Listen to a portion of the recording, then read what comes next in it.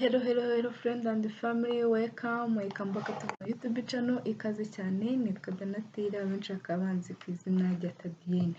Ndagusuhuje rero cyangwa se nguhaye ikaze waba uherereye muri Afurika, muri Amerika, muri Europe, muri Australia ndetse no muri Canada. Aho uri hose wumve ko ngusuhuje. Nimba uri mushyashya hano rero ndagusaba gukanda subscribe no gukanda muri kakazogera k'umukara kugira ngo akwereke notification uko na uploadinze video ubashe guhita ubona video nshyashya nshyize kuri YouTube. Rero ikindi kintu ngiye kubabwira uno munsi tugiye kuganira cyangwa se tugiye kumenya byinshi ku kirungo cyitwa cinnamon cyangwa se cannelle mu gifaransa. Rero ikirungo cya cinnamon ni cyiza cyane, tangira ukigura iwawe mu rugo, gifitemo energy, gifitemo potassium, calcium, zinc ndetse na magnesium na phosphore, kandi gifite na vitamine A na vitamine K. Rero urumva ko ikungahaye zimwe muri vitamine cyangwa se ikaba nanone ifitemo antioxidant. Rero ifasha cyangwa se igufasha kuvana imyanda mu maraso, ikindi ikagabanya stress cyangwa se muri cya gihe wakoze siporo wagize amavunane, ikaba yagufasha gukira ayo mavunane.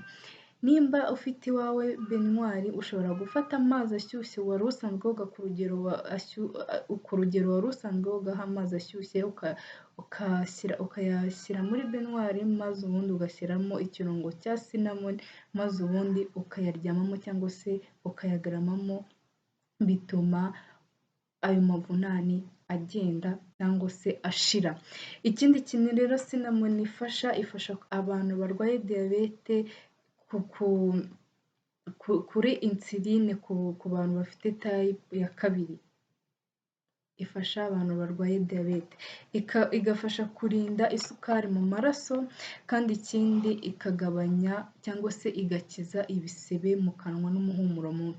Nimba uzi ko wari ufite umuhumuro mubi, nagushishikariza gutangira gukoresha kino kirungo cya cinnamon kuko gikura umwuka mubi mu kanwa, igakiza n'ibisebe byo mu kanwa. Ikindi kintu ikiza cya gihe uba ufite imbeho buri gihe ariko ufitemo cya kintu cyaha mu mihogo, wumva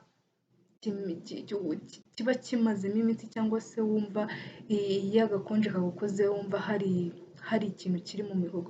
Icyo gihe iyo wumva ufite icyo kintu cyangwa se nimba uzi ko ugira icyo kibazo, tangira ufate cinnamon. Mukanya ndakubwira urugero wayifataho n'uburyo wayikoreshamo. Icyo kintu kizagenda gishira kivemo, kandi nacyo gituma uhumura nabi mu kanwa cyangwa se icyo nakwita kunuka mu kanwa. Ikindi kintu rero cinnamon igufasha kuri ba bantu barwara igifu, ukumva ngo igifu cyabafatiye hano hejuru mu bitugu, ikiza igifu. Nimba uzi ko urwara igifu, tangira ukoreshe ino cinnamon. Ikindi kintu, irinda kwibagirwa ku bantu bageze mu zabukuru, cyangwa se nimba nawe uri umwana cyangwa se uri mu kigero utakwishyira mu bakuze, tangira ufate ino cinnamon, irinda kwibagirwa. Kandi nimba uri n'umunyeshuri, ugomba gufata ino cinnamon kuko ituma wiga vuba cyangwa se ufata ibintu vuba. Kandi ikindi, irinda amavunane nk'uko nabivuze hejuru, ibasha kugira uruhu rwiza cyangwa se ku bantu bayikoresha igira uruhu rwiza, n'abantu bashaka umusatsi nabwo bituma umusatsi umera neza cyangwa se usa neza, ugaragara neza nk'umuntu ukoresha icyo kirungo. Ni byiza cyane rero ko ugifata ariko ku rugero ngiye kukubwira.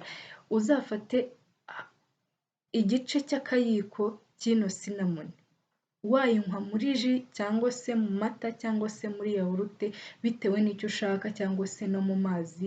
Icyo gihe wafashe igice cy'akayiko ukanywa mu gitondo na nimugoroba. Kandi ikindi kintu, ku bantu babyibushye, igabanya cyangwa se ikuraho ibinure mu gihe cya nijoro. Mu gihe wayinyweye nijoro, mu gihe cyagiye uba usinziriye, ibinure bigenda bivaho.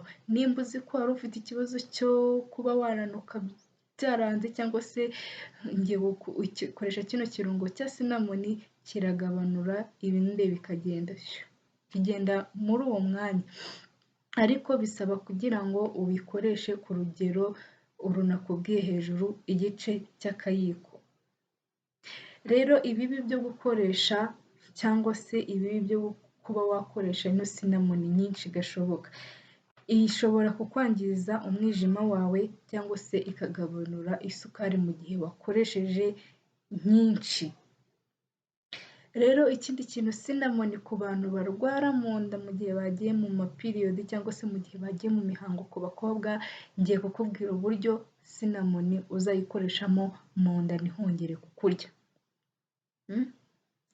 Abantu mufite ikibazo cya piriyodi muribwa mu nda cyangwa se mubabara, abenshi bababara n'umugongo, nakubwiye ko ivura amavunane cyangwa se ububabare bwo mu mubiri bwose irabuvura.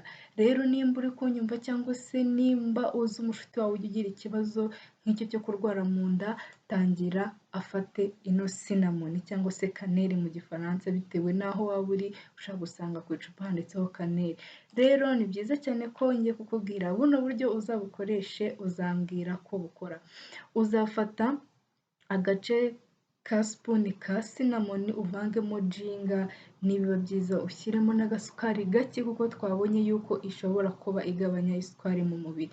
Ushyiremo gake cyane maze ubundi unywe, ariko mbere y'uko ujya muri piriyodi, uzajya muri piriyodi byatangiye gukira cyangwa se bidashobora kukurya.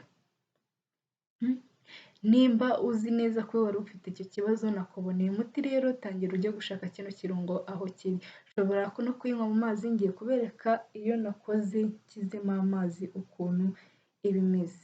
Nayishyize mu karahure kugira ngo muyibone, ni uku nguku iba imeze. Nanjye ndimo ndagerageza kuyinywa kuko namaze kumenya cyangwa se namenye ibyiza byayo, ko ishobora kuzana uruhu rwiza kandi ikindi ikaba yandinda amavunane mu gihe nagize stress yenda. Mwumvise ko igira akamaro kenshi cyane. Nimba nawe wumvise hari kimwe cyangwa se bibiri byatuma nawe uyifata, nakurangira kuba wajya kuyifata mu mashopu hose arahari, mu marimantasiyo arahari. Ni byiza cyane ko nawe wagira kino kirungo iwawe mu rugo.